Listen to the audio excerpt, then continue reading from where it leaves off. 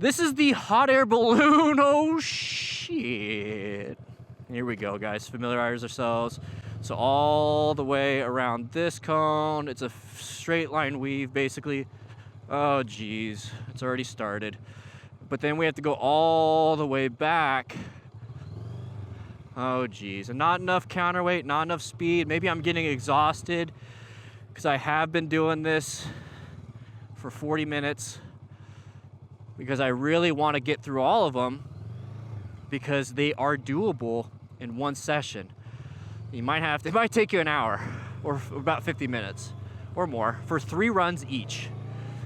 All right, familiarization. See, the fact that I'm able to talk through it all and look at the phone and do the skills, I'm not doing too bad. 35.3. Let's see if we can get to 30s and maybe 28 at the last one. All right, guys, let's jump into this one. Let's just do the warm-up.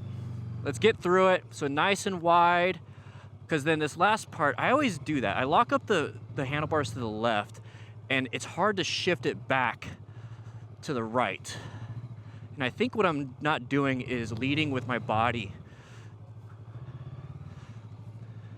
like my upper body. I'm trying to turn.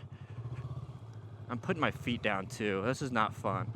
Oh, going super wide. This is a tough one, guys. All right, I promise this next one for time, it's gonna be way better.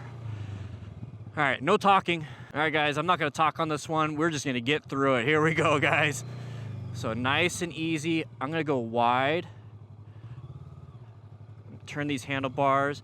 So I'm gonna go this really slow. So I'm gonna go wide. I put my foot down. I don't like it. Guys, this is a tough one. If you could do it without putting your foot down, I commend you. I used to be able to do it super easy on the FTR. I think it was just because of the ergonomics of the bike, where I can really turn it in. Cruisers are a little different.